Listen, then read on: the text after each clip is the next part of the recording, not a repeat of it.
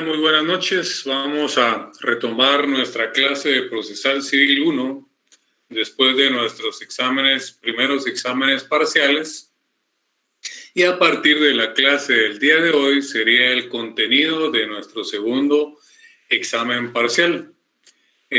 Con los laboratorios y pues la comprobación de lectura, que siempre sería para nuestro segundo parcial en la misma forma mecánica y temática que ustedes ya conocieron para nuestro primer examen parcial. Entonces vamos a retomar nuestra clase precisamente donde nos quedamos, donde explicábamos en su momento qué es la acción procesal. Y vimos que la acción procesal pues, es poner en movimiento un órgano jurisdiccional, y en materia civil ponemos en movimiento ese órgano jurisdiccional a través de lo que conocemos como demanda. Entonces, aquí en nuestra diapositiva lo tenemos ya plasmado. La acción procesal se manifiesta en un proceso civil, ¿verdad?, por medio de lo que conocemos como demanda. Entonces, tendríamos que crear una definición de demanda. La demanda es un escrito, pero no solamente es un escrito. Tenemos que agregarle que es un primer escrito. ¿Y por qué es que tenemos que agregarle que es un primer escrito? Porque hay segundos o más escritos. Entonces, la diferencia es que los primeros escritos deben de llenar ciertos requisitos y en los segundos y más escritos no hay necesidad de llenar ciertos requisitos. Por eso es que hay que ser claro al definir la demanda. La demanda es un escrito y es un primer escrito. Y pues aquí vamos a hablar de los artículos que le dan forma a ese primer escrito que conocemos en materia civil como demanda. Entonces, la definición más sencilla, más simple de una demanda es que la demanda es un escrito. Es un primer escrito por medio del cual se pone en movimiento un órgano jurisdiccional en materia civil. Esa sería la definición de demanda. Pues si viniese esa pregunta en su examen parcial o en algún laboratorio que nosotros dejemos para que ustedes se ejerciten. Entonces nos vamos a ubicar en esos artículos que le dan forma a un primer escrito, a una demanda. Quiero que tengan su Código Procesal Civil a la mano y le pongan pues alguna ceñita, algún asterisco a cada uno de estos artículos que son los principales que le dan forma a ese primer escrito que se llama demanda. Primer artículo sería el 50, luego el 61, el 63, el 79, el 106, el 107 y el 108. Todos esos artículos del Código Procesal Civil y Mercantil. Y la diapositiva nos plasma más una estructura. Esa estructura la vemos en la siguiente diapositiva. La estructura de la demanda va a tener una introducción, va a tener una relación de hechos, va a tener un apartado de prueba, un fundamento de derecho, va a tener peticiones y un cierre. Hago la aclaración que en la clase anterior, en la sección D, no nos dio tiempo a entrar a esta diapositiva y presumo que tampoco nos va a dar tiempo en esta clase. Nos vamos a centrar en analizar los artículos que le dan forma a un primer escrito, y la demanda es un escrito, es un primer escrito. Disculpen que repita eso de primer escrito, pero es muy importante. porque tenemos que diferenciar más adelante los primeros escritos con los segundos o demás escritos.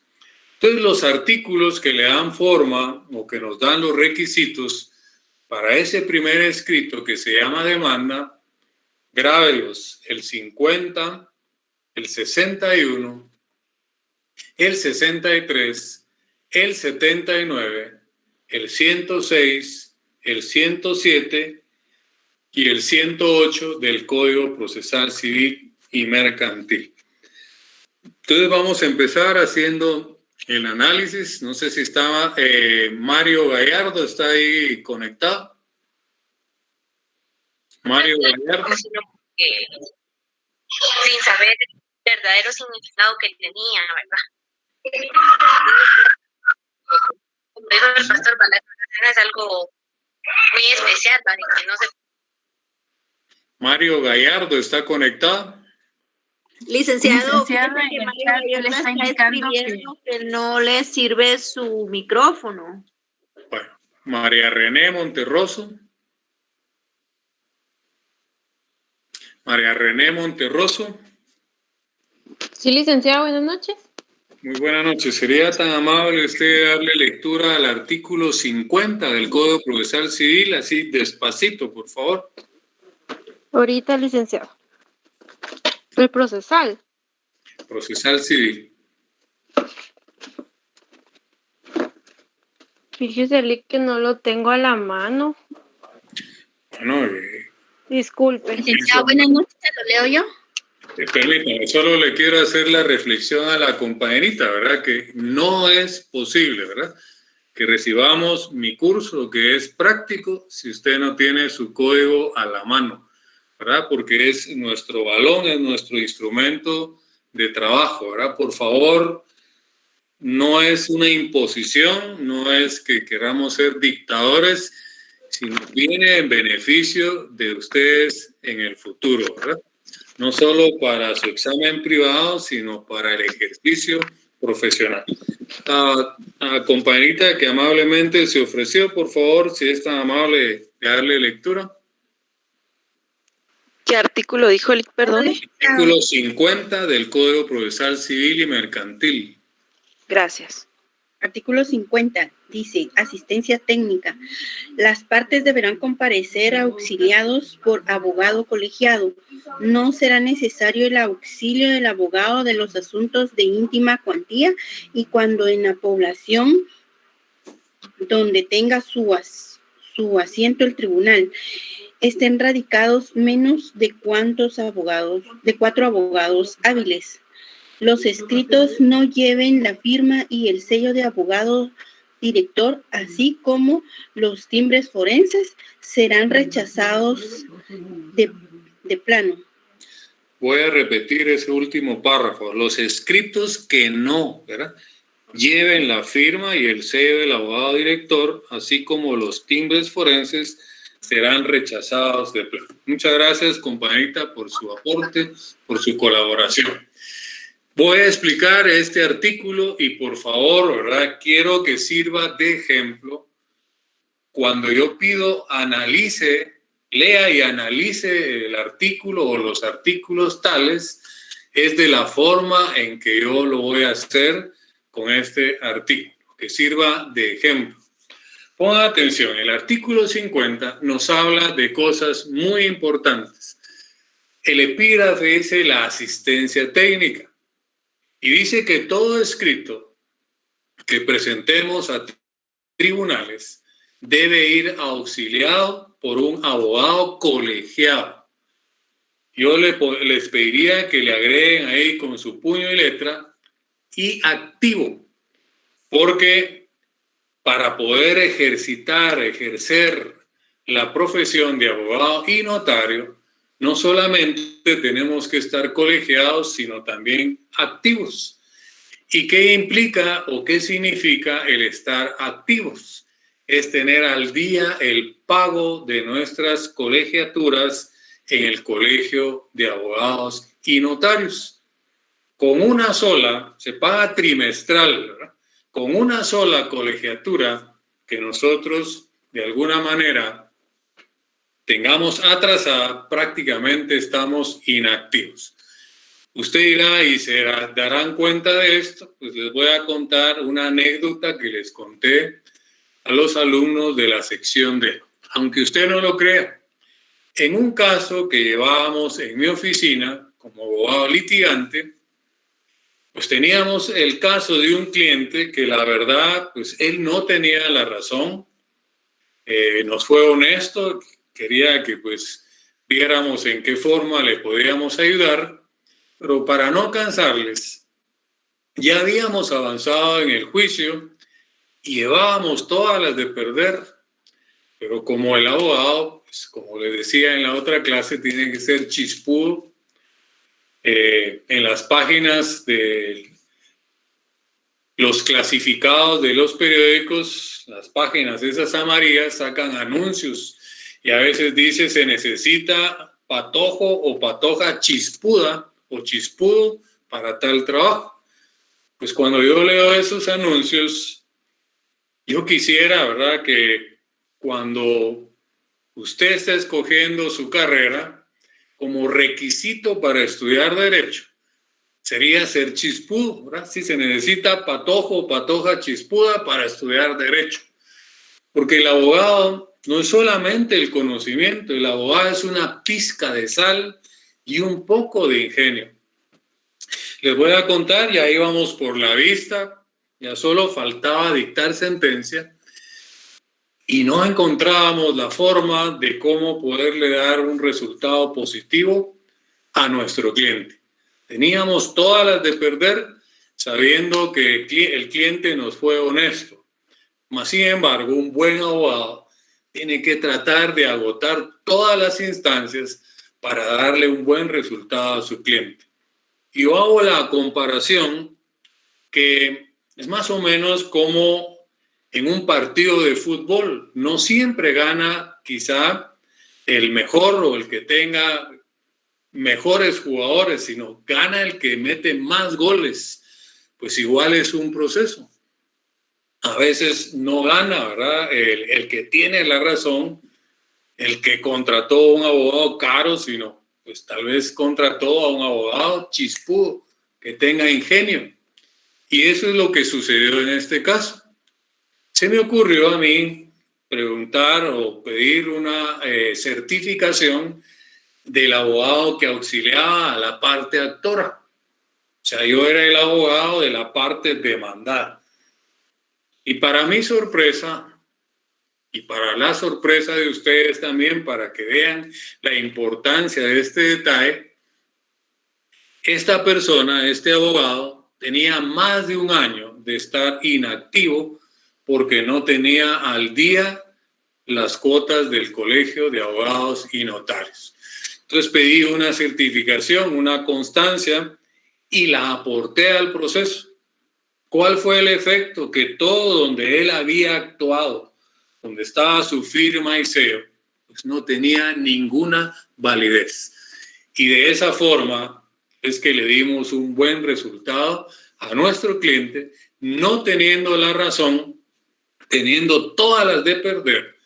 Un pequeño detalle, un análisis, una buena interpretación, un chispazo, pues le dimos un buen resultado a nuestro cliente. Y lógicamente, pues eso significó que nosotros obtuviésemos buenos honorarios. Entonces, vea que los detalles más pequeños muchas veces son los más importantes. Quizá esto no lo van a preguntar en un examen parcial, en un final, ni en el privado, pero nos va a servir para el ejercicio profesional. Les voy a contar algo mucho más extremo. Dentro del trámite de un amparo, en una vista pública, nos la habían señalado para un viernes a las 10 de la mañana, y a mí se me ocurrió igual, ¿verdad? Como ya me había funcionado en este caso con el abogado de la parte actora, se me ocurrió preguntar al Colegio de Abogados si los 5 magistrados de la Corte de Constitucionalidad estaban activos. Recuérdense que para ser juez, para ser magistrado de sala, de Corte Suprema, de la Corte de Constitucionalidad, requisito esencial es ser abogado, colegiado y activo. Pero muchas veces hay quienes pues se pueden relajar o por negligencia y se les olvida pues realizar algún pago y tener al día su colegiatura en el Colegio de Abogados. Para la gran sorpresa y de beneficio también para nuestro cliente en un amparo, 2 de los magistrados titulares que estaban presidiendo ese día el pleno en la vista pública no estaban colegiados activos. Entonces, minutos antes de que terminara le dan a veces 15 minutos para que uno exponga en esa vista pública, que es oral, me saqué el as de la manga, ¿verdad? Y antes de concluir, señores magistrados, quiero ponerles a la vista y pedir que se incorpore al expediente del trámite de este amparo, que lamentablemente 2 de ustedes y que han venido firmando, incluso el que preside esta Corte de Constitucionalidad, que es el que firma todo lo que es el trámite con el secretario, no están activos. Y de esa manera, de igual forma, como les repito, un pequeño detalle me dio el triunfo en un asunto importantísimo donde se estaba de por medio mucho dinero. Entonces, los detalles más pequeños son los más importantes muchas veces en la vida. Y pues eso debemos de hacerle nosotros la anotación y que existe una ley de colegiación profesional obligatoria.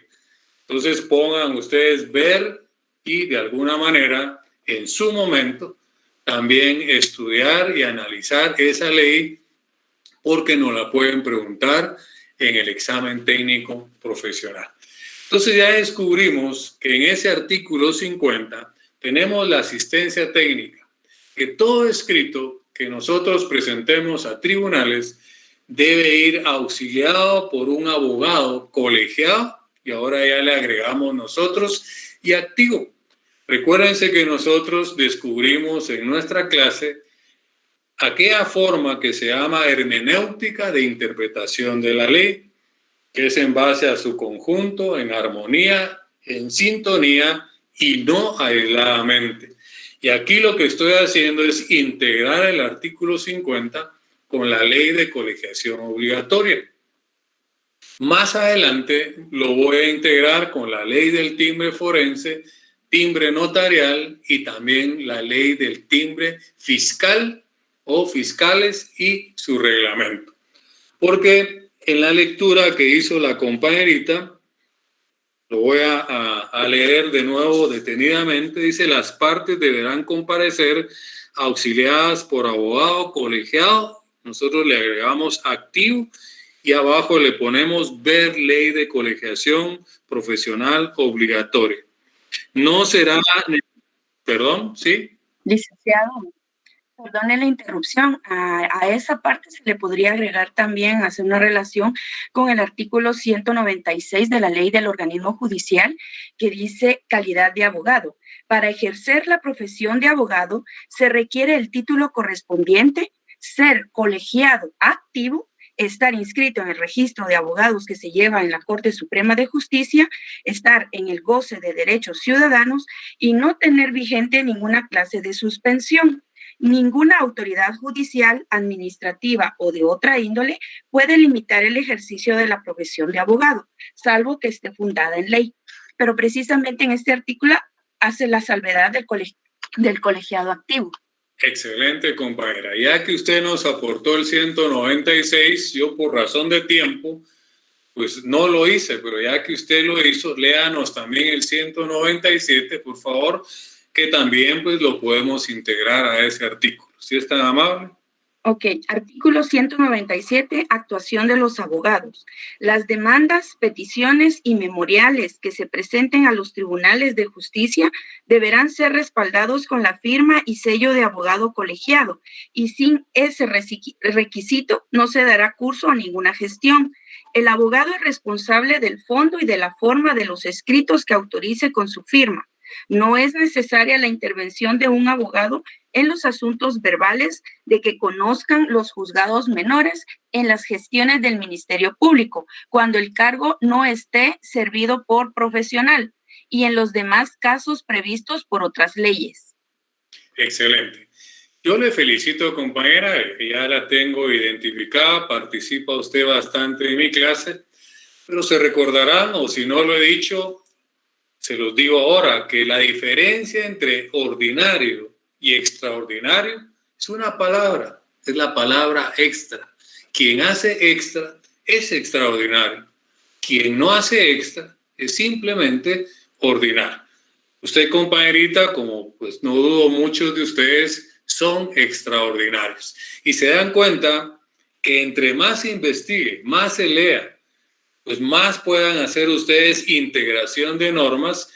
Ya la compañerita nos aportó el 196, eso nos llevó a leer el 197, que también tiene que ver con este artículo 50, más la ley de colegiación obligatoria. Y aprovechando que está la compañerita ahí, tiene su constitución a la mano, si fuera tan amable. Sí, licenciado, ¿qué artículo? Mírenme si en el 90, si la memoria no me es infiel, habla de la colegiación obligatoria. Sí, ahorita le digo, licenciado. Sí, colegiación profesional. Todavía me recuerdo cuando estudié mi examen privado, ¿verdad? El 90 de la Constitución también lo pueden integrar a este artículo. Si fuera tan amable, compañerita, de leer ese artículo. Ok, dice artículo 90, colegiación profesional.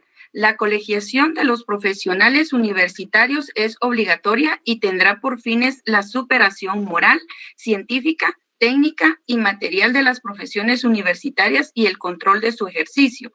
Los colegios profesionales, como asociaciones gremiales con personalidad jurídica, funcionarán de conformidad con la Ley de Colegiación Profesional Obligatoria y los estatutos de cada colegio se aprobarán con independencia de las universidades de las que fueren egresados sus miembros. Contribuirán al fortalecimiento de la autonomía de la Universidad de San Carlos de Guatemala y a los fines y objetivos de todas las universidades del país. En todo asunto que se relacione con el mejoramiento del nivel científico y técnico-cultural de las profesiones universitarias, las universidades del país podrán requerir la participación de los colegios profesionales. Muchas gracias, compañerita, y gracias por ese valioso aporte, ¿verdad? No hay ninguna duda que usted es extraordinario. Ya en otras intervenciones le he dicho que si usted continúa así, su examen privado va a ser de trámite, ¿verdad? No va a haber ningún problema. No se olviden que uno de mis consejos es la estrategia. Entre más me tardo, menos preguntas. Y una forma de tardarme más es investigando, estudiando y haciendo integración de normas. Ya vimos cómo el 50 lo podemos integrar con la ley de colegiación obligatoria. Ya vimos que el 90 de la Constitución nos habla de esa ley de colegiación obligatoria. Viajamos al 196 y 197 de la ley del organismo judicial y más adelante nos vamos a dar cuenta que tenemos que relacionar la ley del timbre forense y timbre notarial, tenemos que relacionar también la ley del timbre fiscal y su reglamento. Entonces, todo eso es importante, yo lo voy a mencionar porque les estoy enseñando cómo es que se hace análisis y lectura de un artículo. No es solo leerlo, sino es detenernos, ir subrayando e ir descubriendo todos estos aspectos e ir haciendo integración con otras leyes, con otras normas. Continuamos, por favor. Disculpe la interrupción. Tengo una duda. Dígame. Una pregunta. Cuando usted menciona de que los abogados tengan su colegiado activo, ¿esa consulta la podemos hacer cualquier persona o únicamente lo pueden hacer los mismos abogados? Cualquier persona que tenga duda, recuérdese que ahora hay una ley de información, ¿verdad?, que es obligatoria. Incluso se le da un plazo a la institución para que responda cualquier inquietud. Usted va a esa oficina de información que deben de tener todas las instituciones, y cualquier particular, y máxime siendo usted abogada y notaria, abogado y notario, puede hacer esas solicitudes en base al artículo 28 de la Constitución, porque ya sabemos que no es lo mismo derecho de petición que derecho de acción, ¿verdad? El derecho de petición está en el 28 de la Constitución y el derecho de acción está en el 29 de la Constitución. Entonces, para responderle puntualmente, cualquier persona puede acudir y la institución a la que usted acuda tiene la obligación de poderle responder. De no hacerlo, esa ley de información pública, se llama, tiene sanciones para la autoridad que no cumpla con responderle su inquietud. ¿Estamos? Sí, Lick.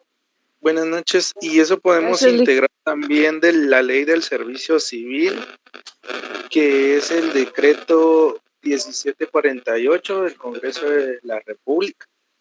Del 1 al 20 habla de los derechos públicos y el obligado a dar información pública. Constitucionalmente está libertad de acción en el artículo 5. Toda persona tiene derecho a hacer lo que la ley no le prohíbe, y a nosotros no nos prohíbe, y a un servidor público sí le prohíbe, pues, no darnos el servicio correspondiente. 100 puntos. Realmente no saben cómo me siento de orgulloso, satisfecho con tener alumnos, estudiantes del nivel de ustedes, ¿verdad? Extraordinarios.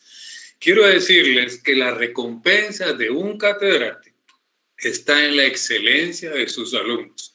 Entonces, créanme que realmente me siento muy orgulloso de ustedes, motivado, ¿verdad? Porque veo que hay muchos de ustedes que están muy compenetrados en su estudio, están captando cuál es la intención, y si continúan de esa manera, hagan de cuenta que ya se están preparando para su examen privado.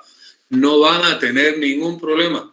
Y de seguro se van a recordar de mí cuando salgan de su examen privado que lo ganaron, y van a decir, el Lick tenía razón. Pero los felicito. Muchas gracias por todos esos aportes.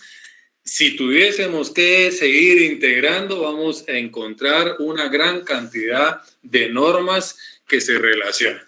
El que no sabe qué es integrar es encontrar normas en un mismo código o en otras leyes que se relacionen, que puedan permitirme ampliar en mi exposición lo que yo estoy tratando de explicar. Entonces, dése cuenta cómo enriquece el análisis, el estudio de un solo artículo. Mire cuánto tiempo nos hemos llevado solo explicando uno de los artículos que le dan forma a un primer escrito, que es la demanda. Continuamos. Entonces, lo vuelvo a leer porque es importante para retomarlo. Las partes deberán comparecer auxiliadas por abogado colegiado, activo, ¿verdad? No será necesario el auxilio de abogado en los asuntos de ínfima cuantía, y cuando en la población donde tenga su asiento el tribunal estén radicados menos de 4 abogados hábiles. Recuérdense que el Código Procesal Civil, porque va a ser pregunta también de su privado, cuándo entró en vigencia el código, cuándo fue publicado, todo eso podrían ser preguntas de su examen técnico profesional en cada una de sus materias. Entonces, el Código Procesal Civil pues tiene ya demasiados años. Cuando se hizo 30, 40 años atrás, pues no había crecido tanto Guatemala. Apenas, yo les quiero decir, yo soy colegiado 4.940. Imagínense, en 300 años de historia de la facultad, solo habíamos como 4.000 y pico de abogados, hoy hay 30.000.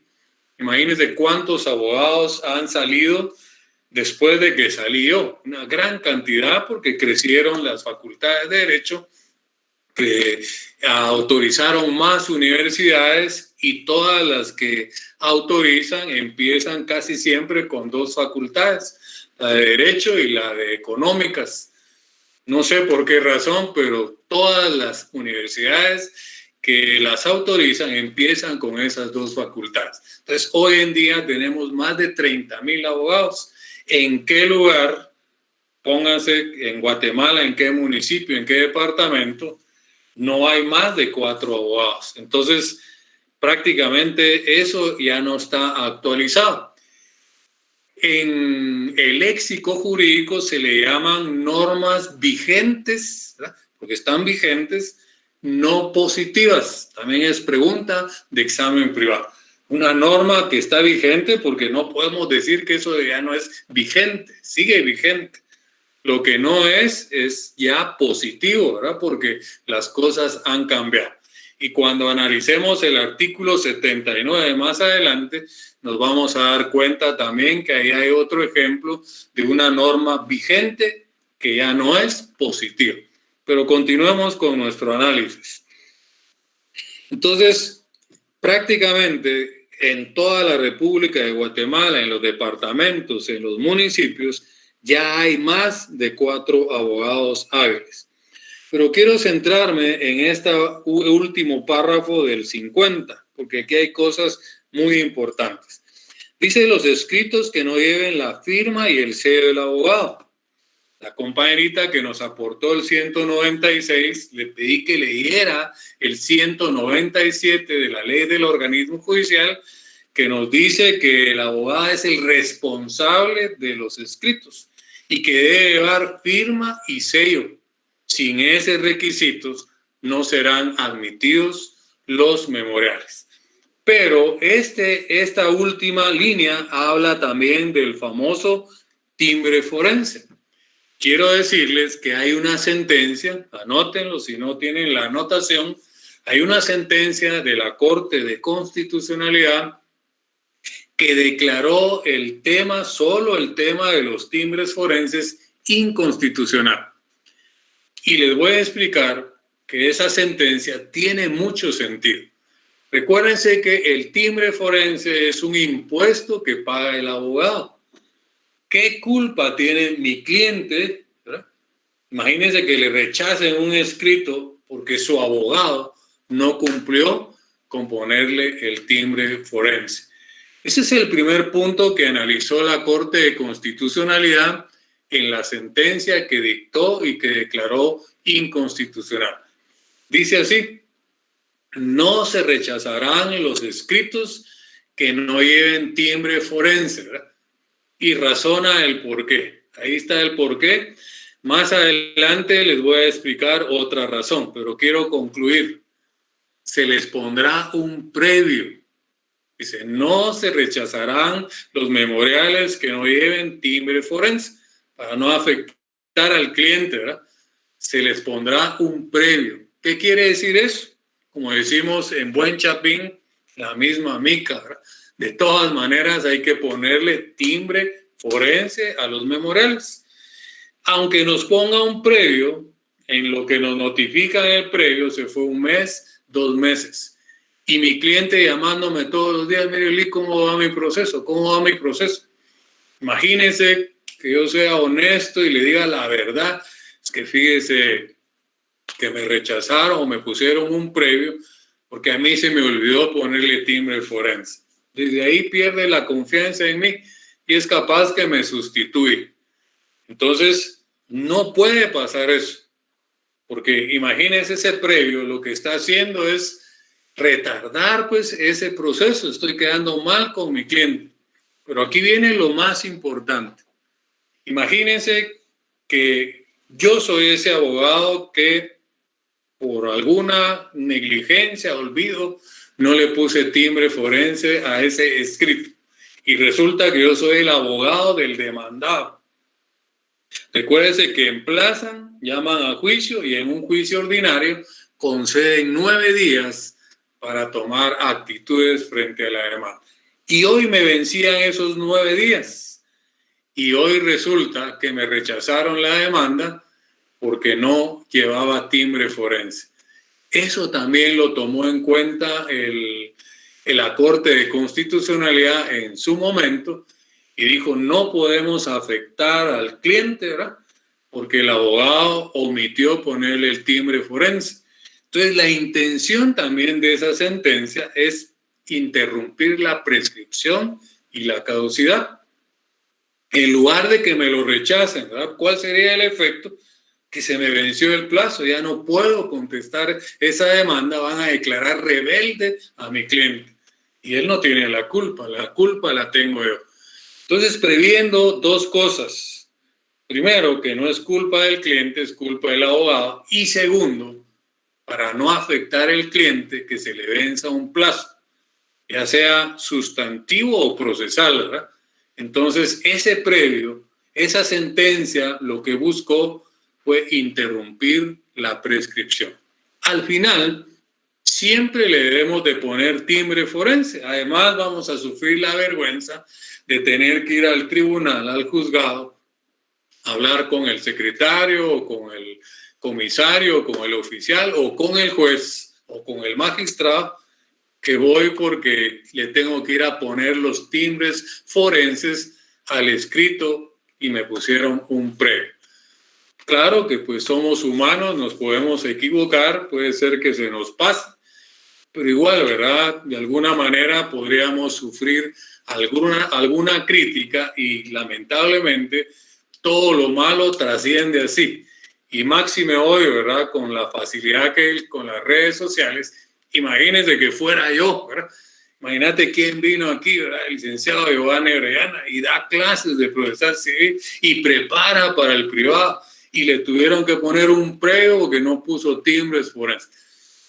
Pues nosotros como docentes debemos de tener incluso mucho más cuidado en nuestro actuar, ¿verdad? Porque estamos más en el ojo del huracán. Pero vamos, ¿perdón? Perdone la interrupción, licenciado. Si usted gusta, le puedo facilitar el número de expediente para que lo anoten los compañeros, porque incluso si en caso se nos llegaran a rechazar en la práctica, ellos pueden argumentar precisamente esta sentencia para refutar ese rechazo, ¿verdad? Tan amable, por favor. Es del 7 de febrero de 2006. El número de expediente es el 2706-2005. Lo repito, es el 7 de febrero de 2006, expediente número 2706-2005, por si les es de utilidad. No, sirve, porque gracias por el aporte, porque si lo mencionara yo en el privado, ahora le dijera, fíjese, licenciado, que existe una sentencia de la Corte de Constitucionalidad, ahí me van a decir, mire, ¿cuál es esa sentencia? Entonces, que no sirve, sirve. Y es más, yo le voy a decir cuándo fue publicado. Fue publicado en el diario oficial el 18 de abril del mismo año, ¿verdad? Entonces, repitiendo lo que la compañerita dijo, sentencia de la Corte de Constitucionalidad de fecha 7 de febrero de 2006, publicada en el diario oficial el 18 de abril del mismo año, y el expediente es el 2706-2005. Entonces, muchas gracias de nuevo, compañerita, con su intervención. Enriquece, es un valioso aporte. Y como recuérdense, puede ser que yo no se lo pregunte en el parcial ni en el final, pero usted como estrategia lo puede llevar al examen privado y tener todas esas anotaciones para tardarse más. Entonces, lo importante que hemos señalado es que ya no se rechazarán los escritos que no lleven timbre forense, se le pondrá un previo.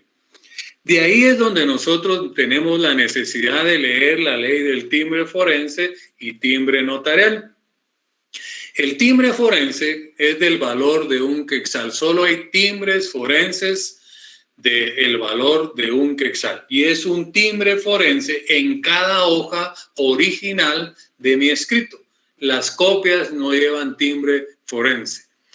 Y es más, hay que inhabilitarlo. El inhabilitarlo es para que no se vuelva a utilizar, aunque usted no lo crea, ¿verdad? Hay abogados, no digo habemos porque yo no lo hago, que arrancan los timbres y los vuelven a utilizar. Acuérdense que no solo hay timbres forenses, hay timbres notariales y hay timbres fiscales. Ahora está la facilidad de ir a pagar a una caja, a la SAT, el impuesto en una escritura pública, en un testimonio. Pero antes había que pegar los timbres fiscales en el testimonio. Y habían pues abogados, ¿verdad?, y notarios que despegaban los timbres y los volvían a utilizar. Por eso es que es requisito que hay que inhabilitarlos. ¿Cómo se inhabilitan? Aunque usted no lo crea, eso está en el reglamento de la ley de timbres fiscales. Dice que se inhabilitan con el sello del abogado o del notario. Puede pasarse una línea delgada encima del timbre o se pueden perforar. Esas son las tres formas que nos dice el reglamento de la ley de timbres fiscales de cómo se pueden inhabilitar los timbres. Y hay quienes podrían perder el privado por esa pregunta tan simple que ¿cuál sería la forma de inhabilitar? Lo que sucede es que muchas veces en las carreras llegamos a tribunales y nos damos cuenta que olvidamos nuestro sello y no inhabilitamos. Sencillo, usted saca un lapicero, les pasa una línea delgada o le pide ahí al comisario o a alguien que le preste un perforador, un sacabocados y perfora el timbre, ¿verdad? La idea es que no se vuelva a utilizar. No se dice matar los timbres. Matar es sacar una pistola y meterle un tiro, ¿verdad? Es inhabilitar utilizando un buen léxico jurídico. Entonces, vean la importancia de este artículo, vean la importancia, sirva de ejemplo cómo es lo que lo analizamos y vean el tiempo que me he llevado solo en explicar un artículo. Si usted adquiere esa habilidad para su examen privado, haga de cuenta que su examen privado va a ser de trámite. Entonces, continuemos porque nos ha consumido el tiempo, pero ha sido porque han existido aportes muy valiosos. Los demás artículos solo los voy a mencionar e indicar de qué hablan, ¿verdad? El 61 nos habla de los primeros escritos. Ahí principalmente vamos a encontrar los requisitos de una introducción de un primer escrito. Si vemos el epígrafe del 61, dice escrito inicial, póngale usted con su puño y letra, primeros escritos.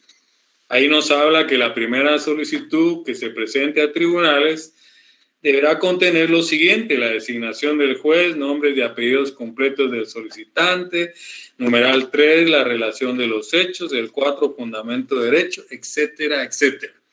Prácticamente el 61 nos da los requisitos de la introducción y de algunos otros apartados de la estructura de un primer escrito. Luego vamos al 63. El 63 nos habla de las copias. De todo escrito que nosotros presentemos a tribunales, tenemos que presentar tantas copias como partes contrarias existan en un proceso. Y además, una copia extra, ¿verdad?, que nos servirá para reponer autos. Por ejemplo, si es una parte, la parte contraria, tendríamos que acompañar una copia más una extra que nos pide la ley, que servirán para reponer autos.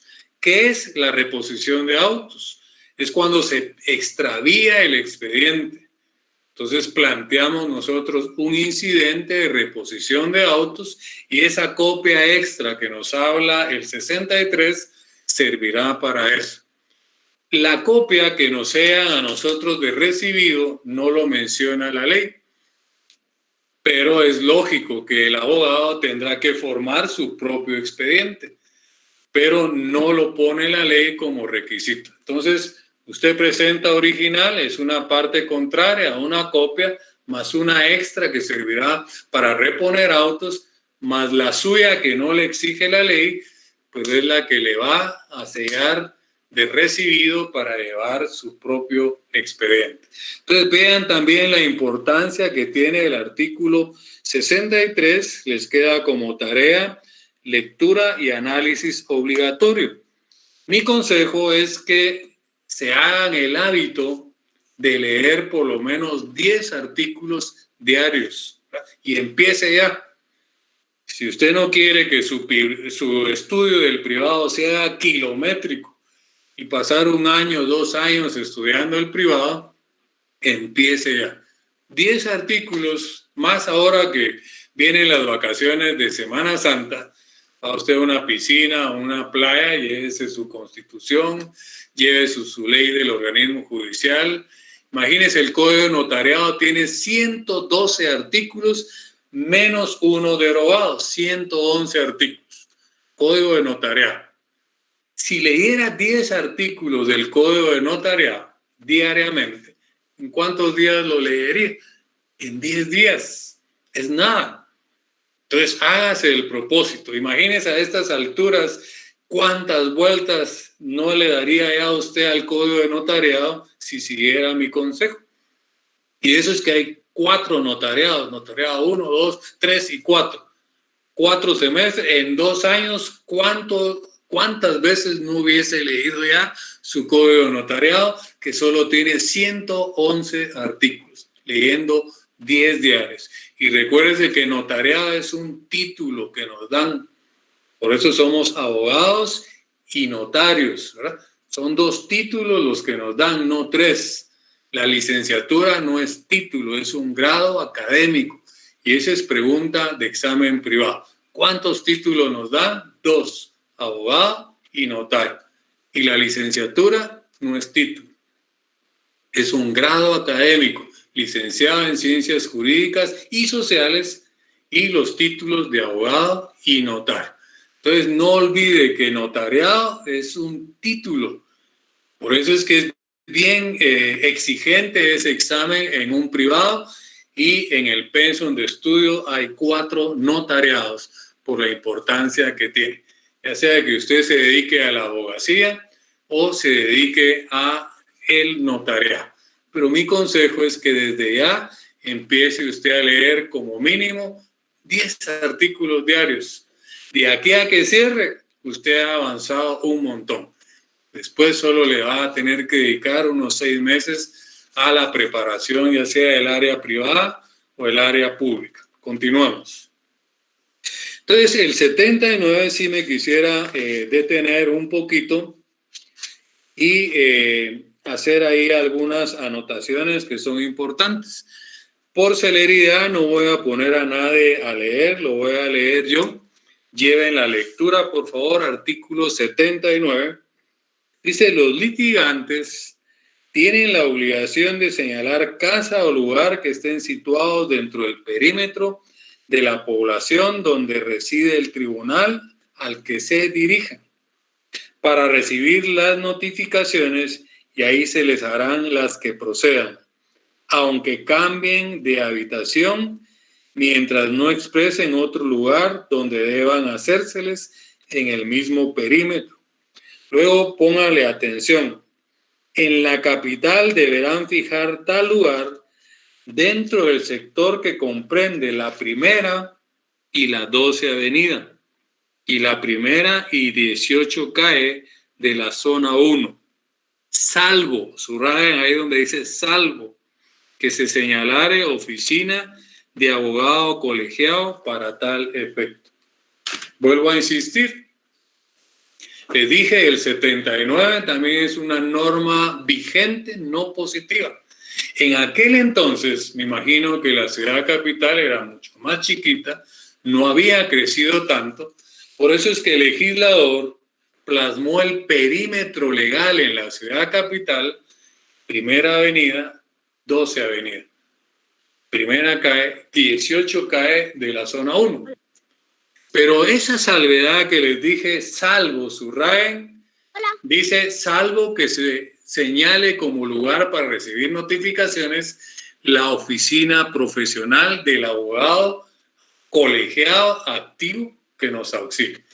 Quiere decir que si usted tiene su oficina en la zona 9, en la zona 10, puede señalar, ¿verdad?, como salvedad a ese perímetro legal, que es la primera avenida, 12 avenida, primera calle, 18 calle de la zona 1, y salirse de ese perímetro legal si es que señala, hace uso de la salvedad, su oficina profesional, donde usted ejerce la abogacía y el notariado. Hago la aclaración que esto no funciona si, por ejemplo, usted va a llevar un caso en Escuintla y su oficina la tiene acá, no dar su oficina como salvedad. Tiene que buscar un abogado que sea amigo, que tenga su oficina en Escuintla y pedirle que le preste su oficina para señalar un lugar para recibir notificaciones. Igual en Zacapa, en Petén, Mazate, etcétera, etcétera. Ahora bien, el consejo: nunca señale como lugar para recibir notificaciones la casa de habitación de su cliente, aunque viva en el perímetro legal, que es la primera avenida, 12 avenida, primera calle, 18 calle de la zona 1. Sería un error garrafal. Le va a llegar a su cliente una notificación de alguna resolución, que son hojitas a veces amarillas, rosadas, verdes, y no va a saber qué hacer con esa cédula de notificación. La va a dejar ahí y al mes va a llamar a su, mire, Lica, a propósito, fíjese que me llegó una hojita amarillita y no entendí qué dice. Tráigamela. Y cuando se la lleva, había un plazo de 24 horas. Había un plazo de 48 horas, de 3 días, no sé.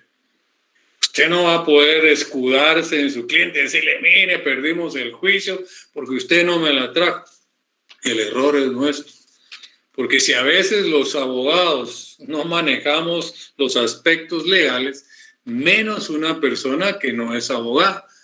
Y si la ley nos da chance como salvedad señalar mi oficina para recibir notificaciones, nunca señale la casa de habitación de su cliente, aunque viva dentro del perímetro que señala el artículo 79. Entonces, en su oficina usted va a instruir a la recepcionista, puede instruir también a su procurador, o si usted está en su oficina, si le llega un plazo de 24 horas, usted va a saber que de inmediatamente tiene que evacuar ese plazo, o de 48 o de 3 días, no sé. Pero el consejo para su ejercicio profesional: nunca señale la casa de habitación de su cliente. Haga uso de la salvedad que regula el artículo 79. Puntualmente, pregunta de privado. Compañero, compañera, dígame cuál es el perímetro legal en la ciudad capital. Sí puede ser pregunta de privado, aunque sea una norma vigente, no positiva. Primera avenida a la 12 avenida. Primera calle, 18 calle de la zona 1. ¿Cuál es el perímetro legal en Escuintla? Pues lo tendrá que averiguar. ¿Cuál es en Zacapa? Etcétera, etcétera. Pero para su ejercicio profesional, haga siempre uso de la salvedad.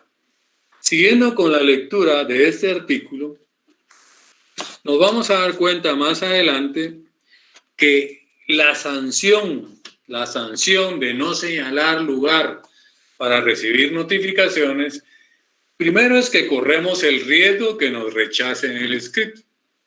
Segundo es que dice el artículo que nos seguirán notificando por los estrados del tribunal.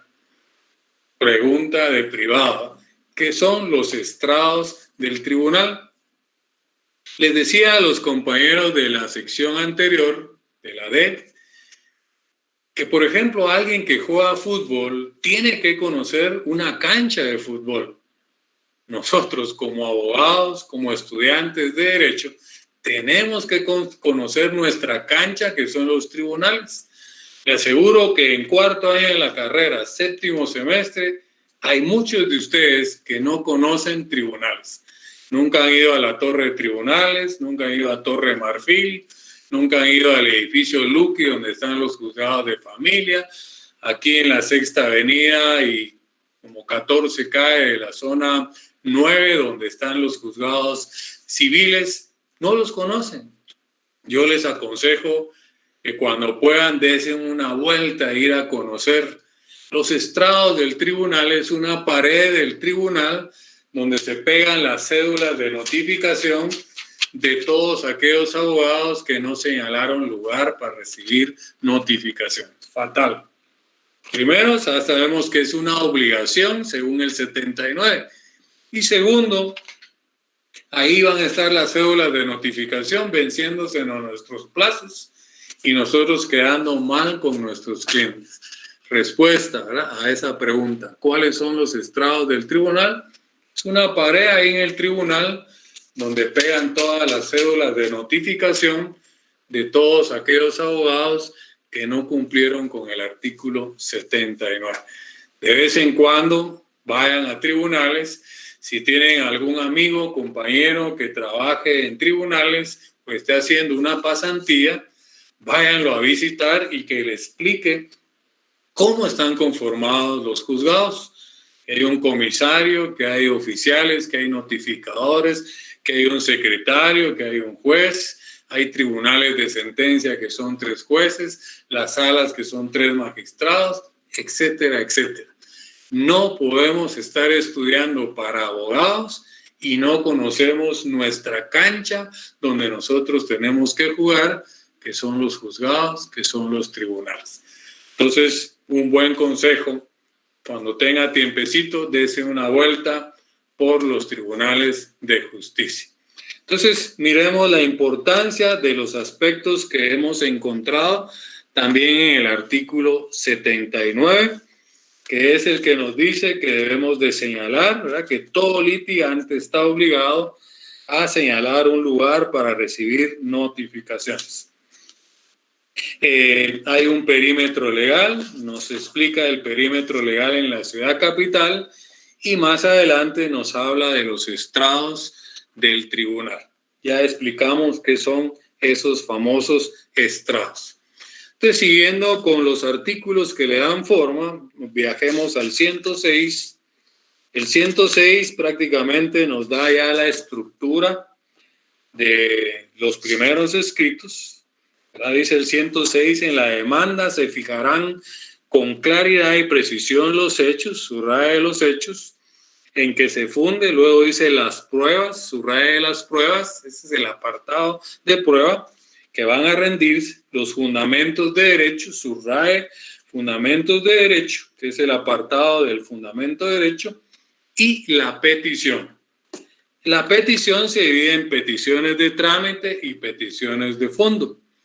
El viernes, si Dios nos da vida, primero Dios, vamos a ver la estructura de esa demanda, la introducción, los hechos, el apartado de prueba, el fundamento de derecho, las peticiones y el cierre.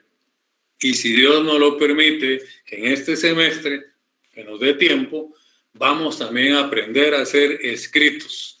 Ojalá nos alcance el tiempo, si no, pues buscaríamos un espacio en octavo semestre. Se lo perderían quienes no siguieran en Procesal Civil 2 con mi persona, ¿verdad? Bueno, siempre y cuando Dios nos dé vida. Dígame.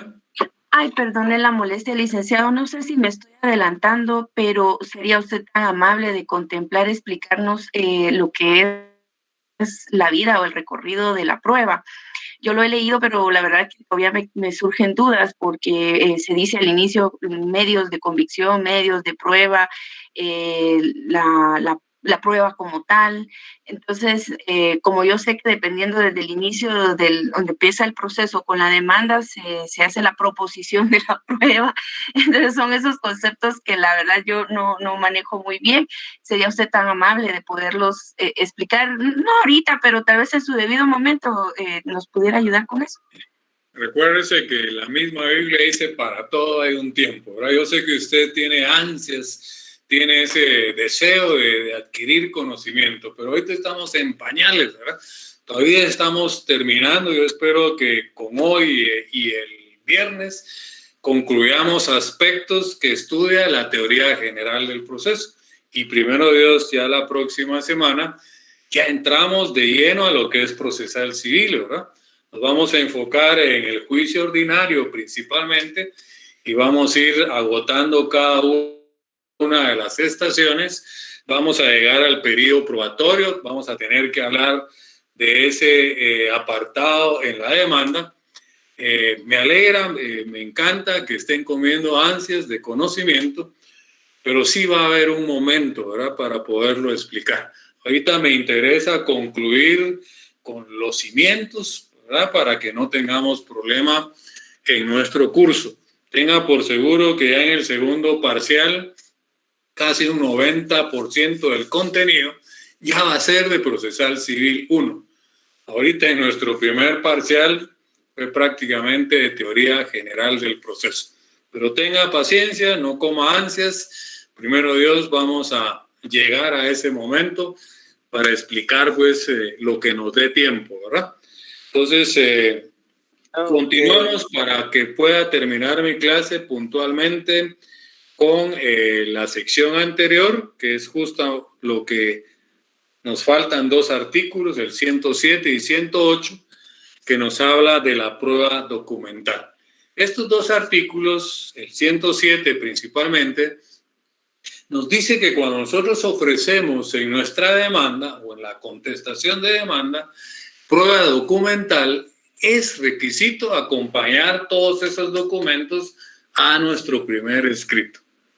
El 108 lo que nos dice es de que si en el dado caso, en ese momento no tuviéramos el documento en nuestro poder, lo podemos ofrecer, individualizar e indicar en qué institución se encuentra.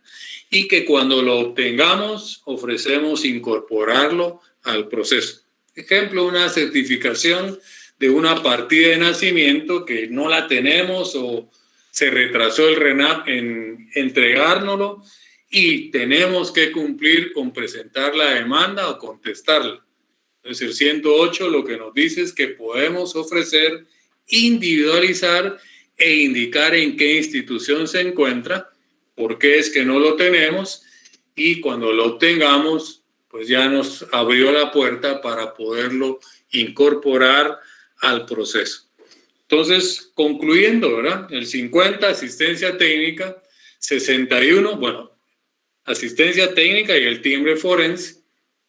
61 nos da requisitos de los primeros escritos, 63 nos habla de las copias, el 79 nos habla del lugar para recibir notificaciones, un perímetro legal en la ciudad capital, los estrados del tribunal.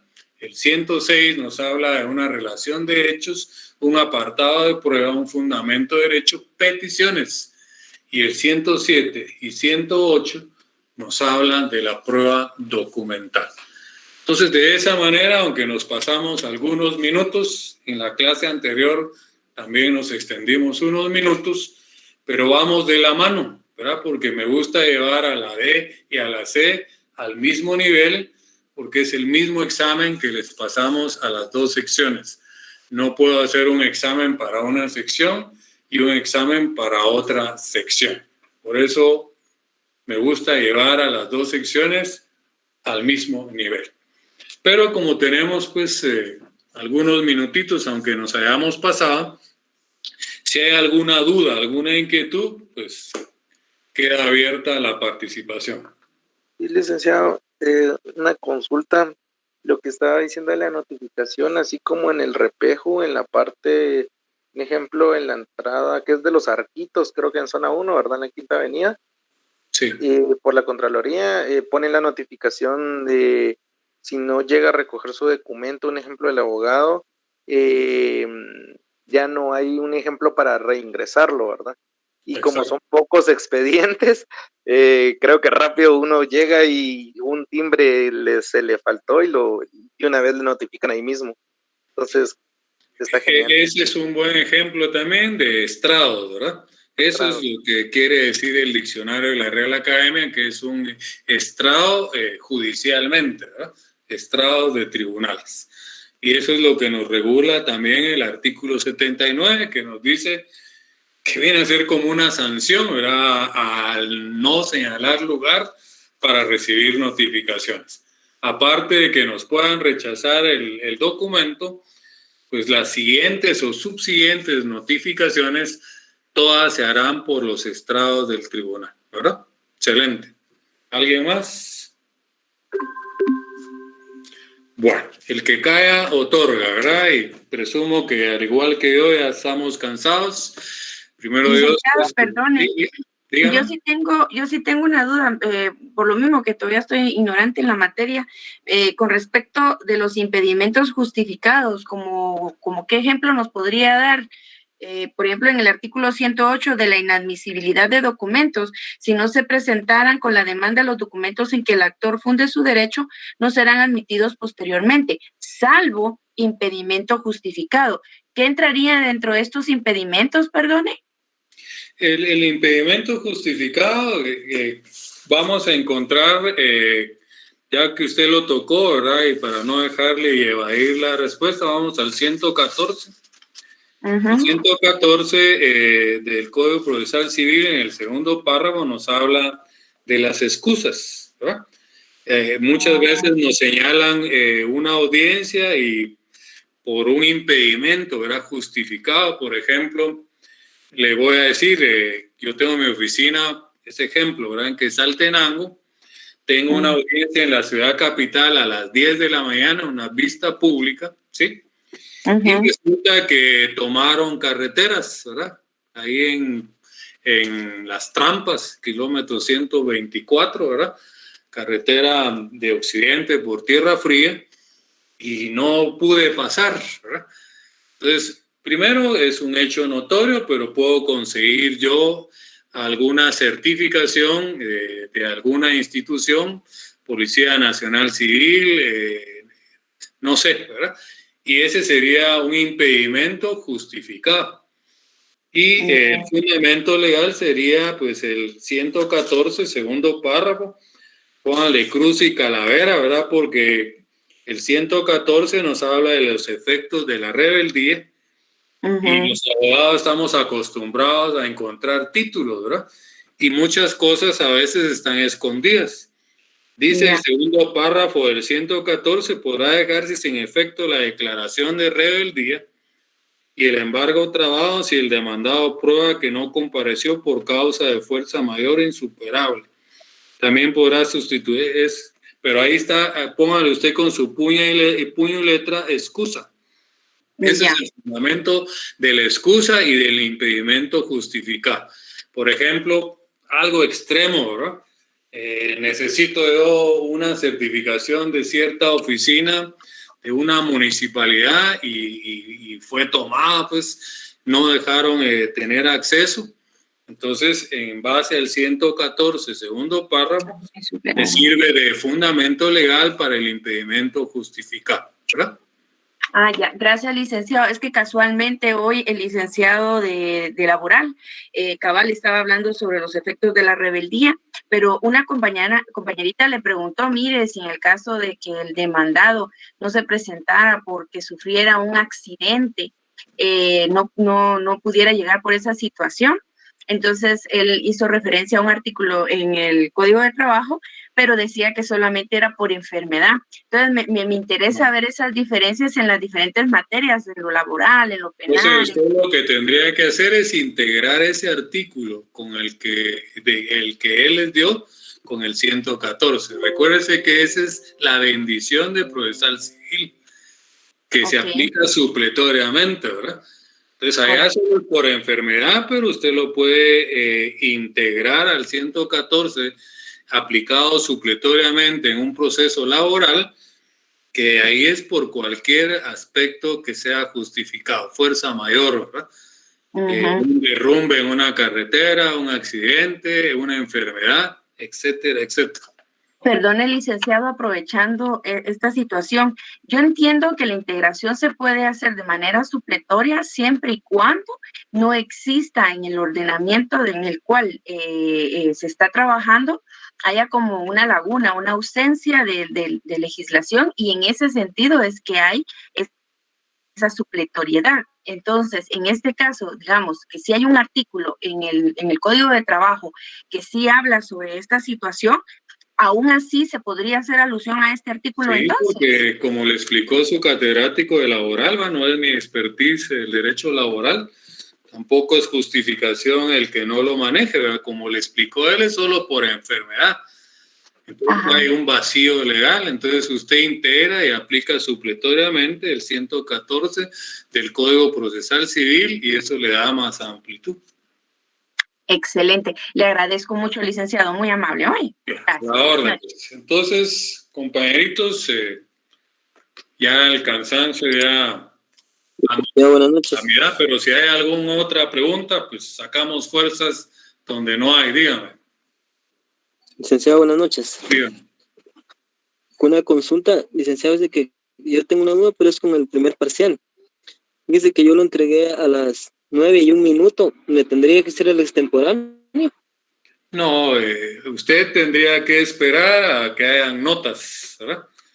Que surja el problema, ¿verdad? ¿A qué hora lo tenía que entregar usted? ¿A qué hora? A las 9, pero es que hubo un problema en el envío y tuve que volverlo a reenviar. Un minuto no es nada, ¿verdad? Despreocúpese de eso. ¿Estamos? Gracias, licenciado. Bueno, entonces, compañeritos, por los que aún están conectados, que tengan una feliz noche. Primero de Dios, nos vemos el próximo día de clases, el viernes. Que Dios les bendiga, que descansen. Feliz noche.